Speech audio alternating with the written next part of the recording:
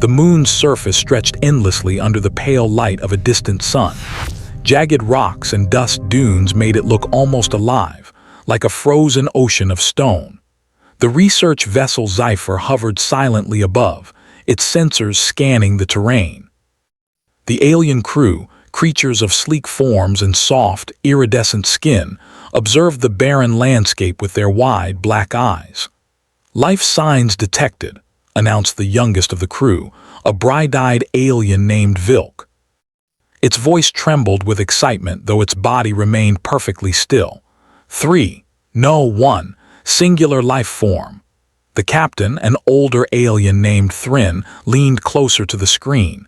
Its multiple limbs moved gracefully as it adjusted the vessel's sensors. "A human," it murmured, though the words sounded strange even coming from their lips. "Impossible. How can a human survive here?" The life sign was weak, faint, scattered, but undeniably human. The Scifi was equipped for research, not rescue, yet curiosity, something even the highly logical aliens could not suppress, pushed them forward. The human lay in a shallow crater, partially hidden by debris. A damaged shuttle, its hull scorched and cracked, lay beside him. The alien crew had never seen a species endure so much and still remain conscious. Vilk scanned the body. The results made the creature recoil in disbelief.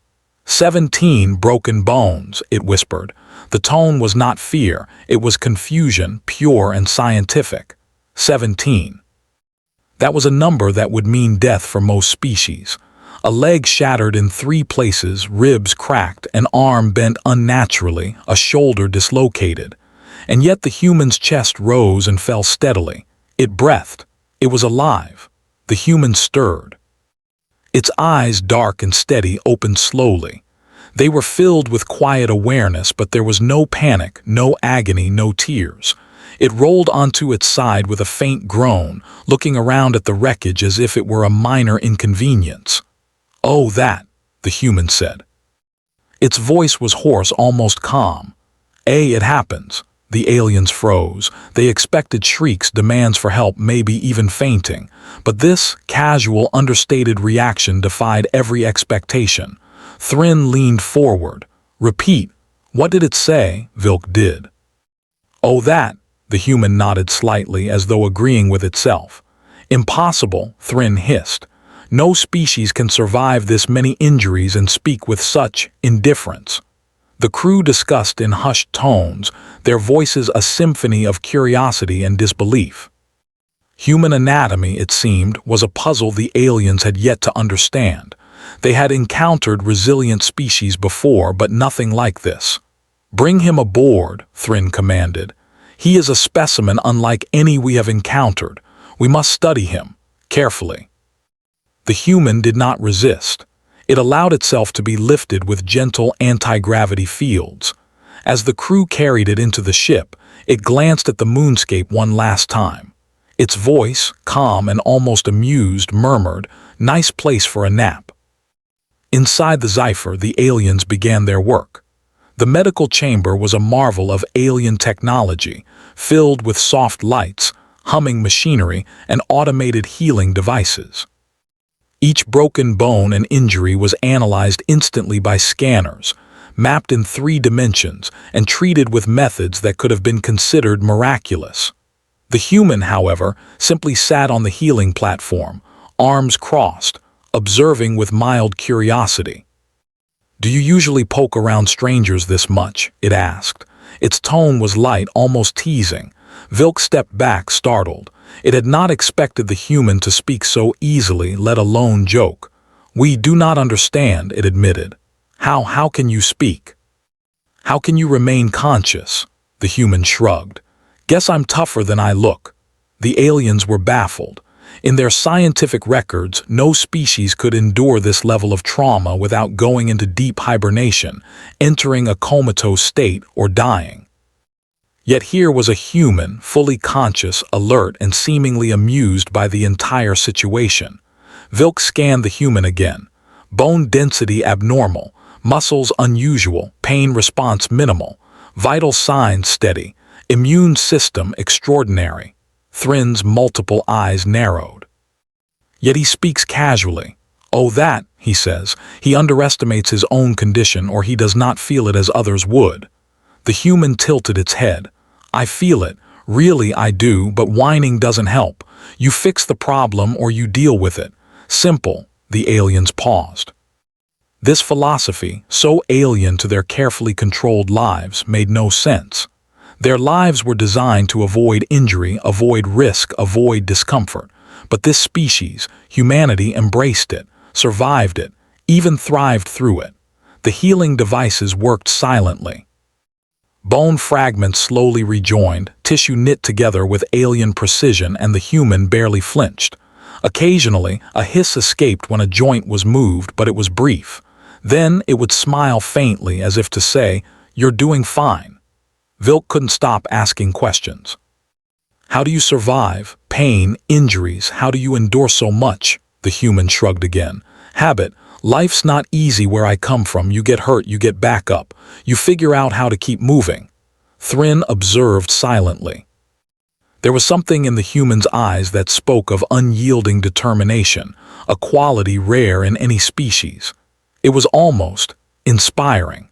As hours passed, the human explored the ship on its own, moving with surprising agility despite the injuries.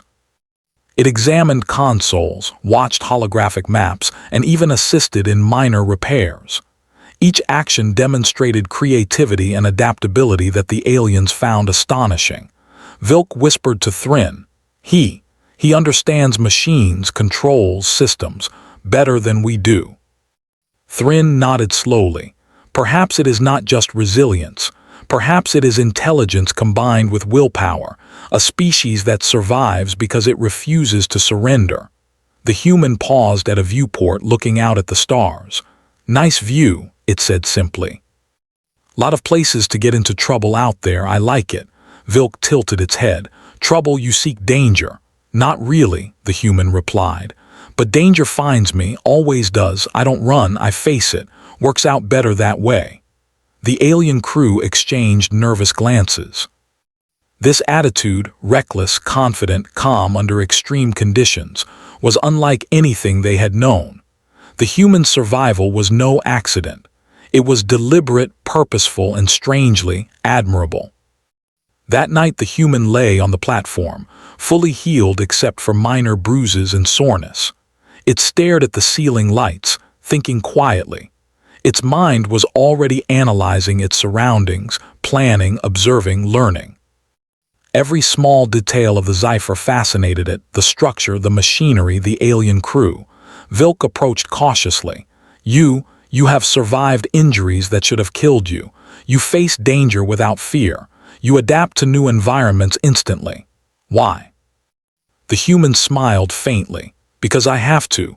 Life doesn't wait for anyone. You survive or you don't. It's not complicated, and whining never fixed anything."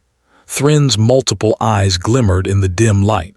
"Remarkable. Humanity, perhaps we have underestimated your kind." For the first time in their long lives, the aliens felt something new.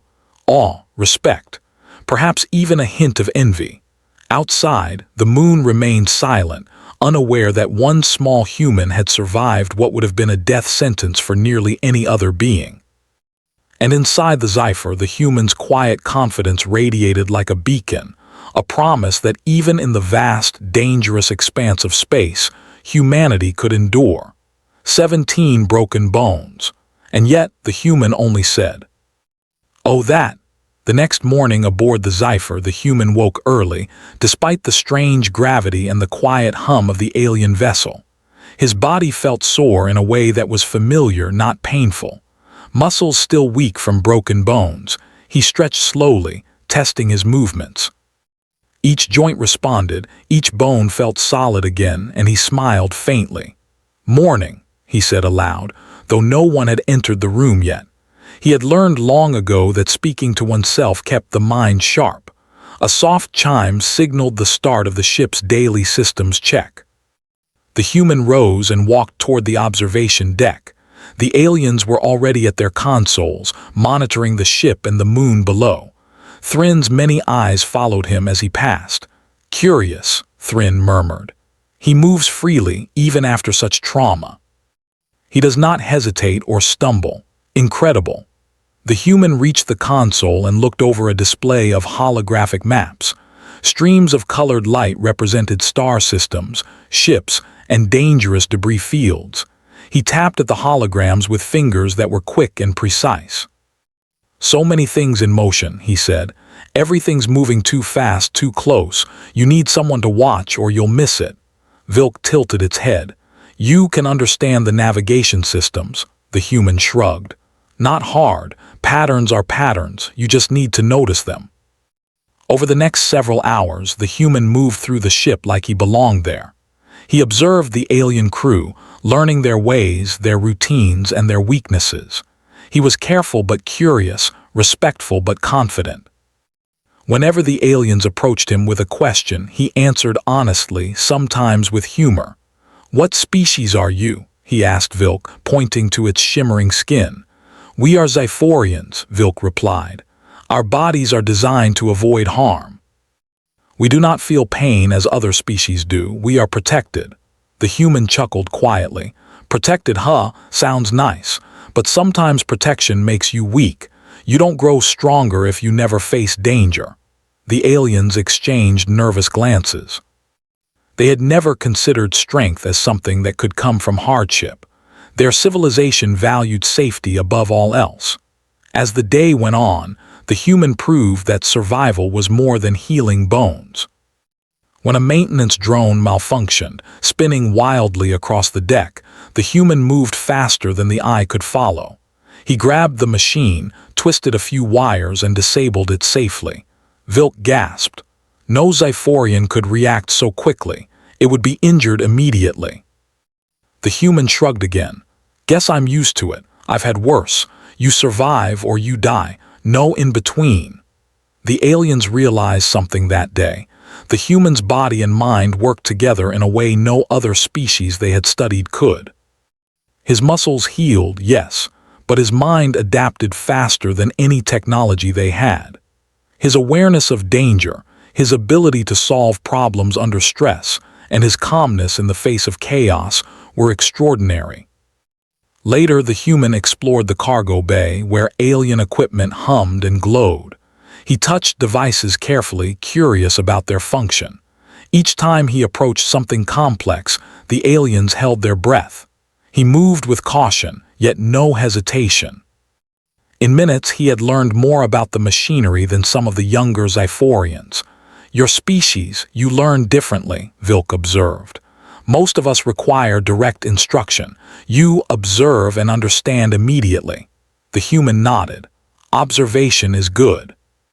You see patterns, notice changes, and react before it's too late. You'll survive better that way." Hours turned into days. The human's body continued to strengthen. Broken bones were fully healed and the bruises faded, leaving behind faint scars. But more than the physical recovery, the aliens saw a mental resilience that was impossible to ignore. No matter how dangerous or complex a situation became, the human remained calm, thoughtful, and deliberate. One day, the ship's sensors detected an approaching meteor cluster. The Xiphor's shields were strong, but navigating the storm would require precise timing. The alien crew hesitated. They calculated trajectories, adjusted shields, and debated options for hours. The human stepped forward. "Let me." Thryn raised an eyebrow. "You?" "Yeah," the human said. "I've dodged things bigger than this before. I can help." The aliens watched as the human studied the holographic maps, noted the speed and direction of the meteors, and gave clear, confident instructions. Following his guidance, the ship weaved through the storm with precision. Not a single piece of debris struck the hull. Vilk's eyes widened. He predicted every movement. No Xiphorian could do this. Impossible. The human leaned back in his chair, wiping his brow. "Nothing impossible if you pay attention. Just don't panic." Thryn remained silent, observing. The human had not only survived but had taken control of a dangerous situation, guiding the crew safely through chaos. There was something remarkable about a species that did not give in to fear. that treated danger as a challenge rather than a threat. As days passed, the human continued to adapt to alien life. He learned their language quickly, understood their culture, and even began to teach them simple ways to solve problems more creatively. The aliens had relied entirely on their logic and technology, but the human introduced improvisation, lateral thinking, and intuition. One evening, the human joined Vilk in the observation deck. The stars stretched endlessly before them, glittering like diamonds across the void. "You ever wonder why humans survive?" Vilk asked quietly. The human thought for a moment. "Maybe because we have to. Every time we fall, we get back up. Every time we get hurt, we learn. We don't give up. Doesn't matter how many bones you break or how much it hurts. You adapt or you die. And most of the time, we adapt." Vilk considered this, its many limbs still. "But pain, injury, you endure all of it willingly." "Willingly?" the human said with a small laugh. "Not really, but complaining doesn't help. You deal with it. You survive. That's all there is." The aliens realized that survival for humans was more than biology, it was a mindset. Their own species avoided harm, but humans faced it and grew stronger because of it. Every injury, every setback, every challenge made them more capable. During a routine systems check, the human discovered another anomaly, a minor leak in the fuel conduits. While the aliens debated procedures, he simply grabbed a toolkit and fixed it. His fingers moved quickly, intuitively, understanding the machinery's function. He did not need detailed instructions, just observation and reasoning. By the end of the week, the aliens had begun to respect the human in ways they had never expected. They studied his physiology, but also his mind, trying to understand how a species so fragile could be so extraordinary. The human, for his part, continued to joke and observe. "You guys are careful," he said. "Nice, protected little lives. But the universe doesn't care about protection. You gotta learn to deal with it." Thrin's many eyes glimmered. "Perhaps humans are evolutionarily superior in ways we did not consider. They survive by enduring, not avoiding." Vilk nodded slowly. "They take risks and survive by learning from danger." The human smiled faintly. "Exactly. Life's not about avoiding pain, it's about what you do when it hits you." "And you," he gestured to the aliens. "Well, you're lucky I like teaching." The human's presence changed the ship. Where once the aliens had been cautious and hesitant, they now began to experiment, explore, and think creatively. His example inspired them. The human showed them that strength came not just from technology or planning, but from courage, adaptability, and intelligence under pressure. One night, as the human rested, he reflected on the week. His body was healed. His mind was alert. And the aliens had begun to see him not as a fragile creature, but as a remarkable example of survival.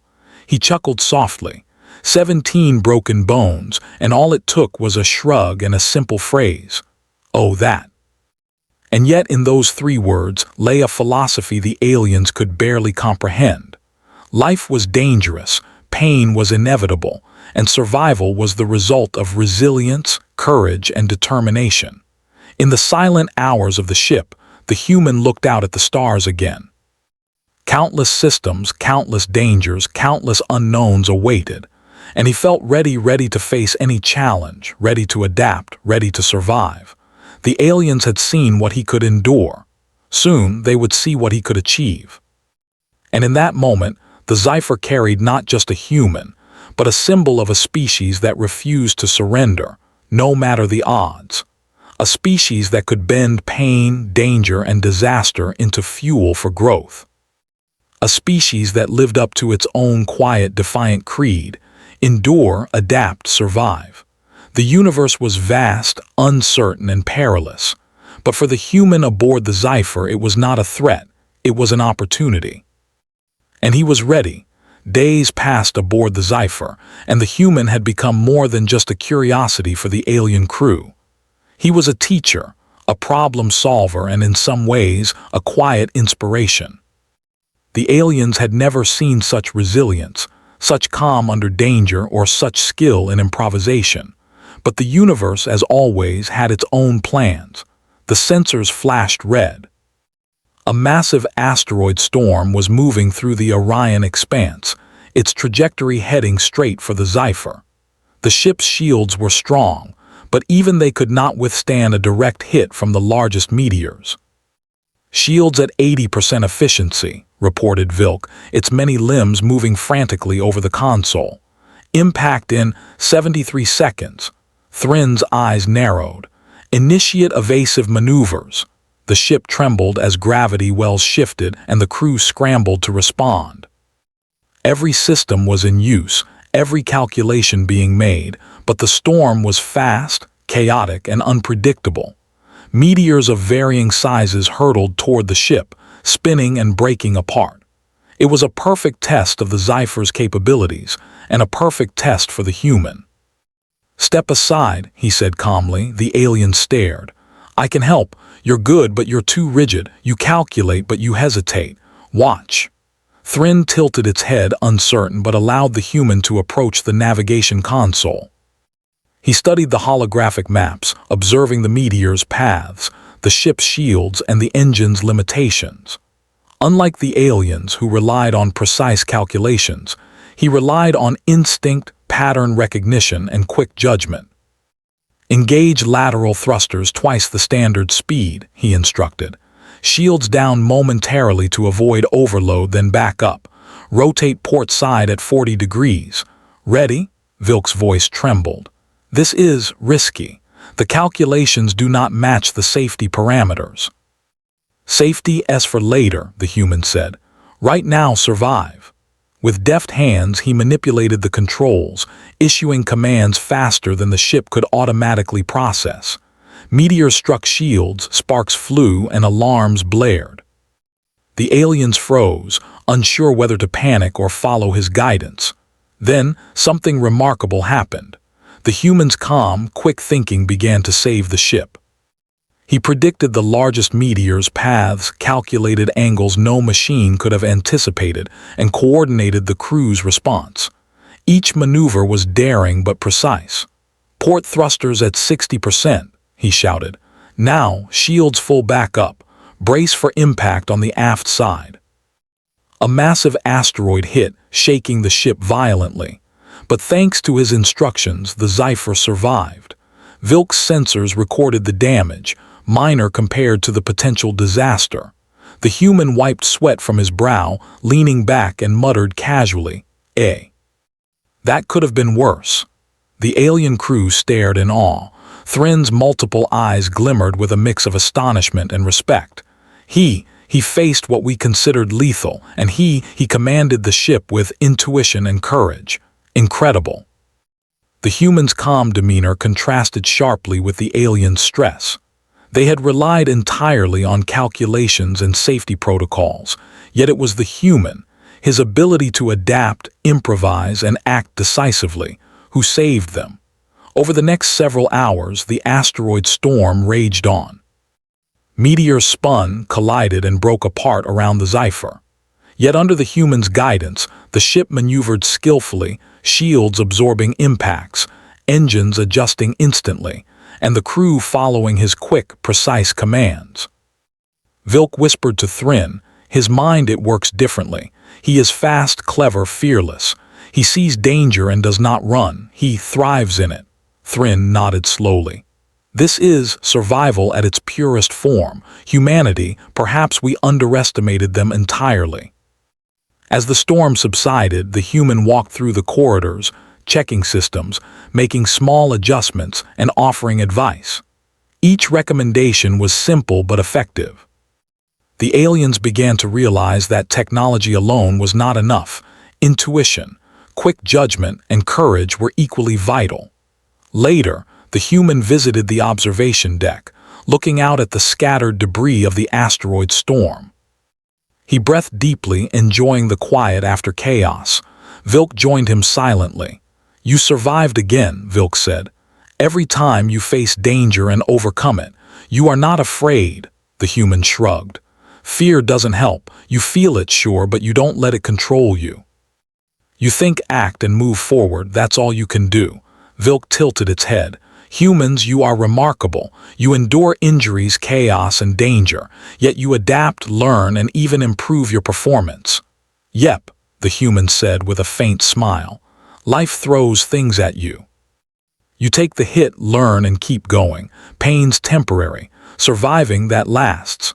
For the aliens, this was revolutionary. Their species had evolved to avoid pain and risk at all costs. Safety, caution, and calculation ruled their lives. But here was a human, not just surviving danger but mastering it, turning chaos into opportunity. The human continued to explore the ship, assisting with minor repairs and teaching the aliens improvisation techniques. He encouraged them to think creatively, to trust their instincts, and to act decisively. Slowly, the crew began to adopt some of his methods, learning that human ingenuity and resilience were powerful tools, even for a highly advanced alien species. One day, an unexpected system failure occurred in the ship's life support array. Oxygen levels began to drop, alarms blaring throughout the vessel. The aliens froze, unsure how to respond. The human acted immediately. "Vents over there," he said, pointing. "Switch the secondary regulators, redirect airflow. I'll stabilize the main reactor." Within minutes, he had stabilized the system. The crew watched in astonishment as he repaired critical components without hesitation. Vilk whispered, "No Xiphorian could have done that under such pressure. He thrives under stress." The human wiped his hands. "Stress isn't the problem. Not acting is the problem." By now, the aliens had begun to change. Their society valued safety and predictability, but under the human's influence, they began to see value in adaptability, improvisation, and courage. They studied him not only for his biology, but also for his mindset. They realized that the human's ability to endure, adapt, and act decisively was as important as any physical strength. As the Zephyr drifted through the quiet of space after the storm, the crew gathered to observe the human. Thrin spoke quietly, almost reverently. "He survived 17 broken bones. He led us through an asteroid storm. He solved life-threatening problems instantly, yet he remains calm, focused, and ordinary in his demeanor." Vilk nodded. "Humanity is extraordinary. Their strength is not in armor, shields, or technology. It is in the mind, the spirit, and the will to survive." The human overheard their conversation and smiled faintly. "Not that complicated," he said. "Life's hard, you survive. You help others survive. You don't give up, simple."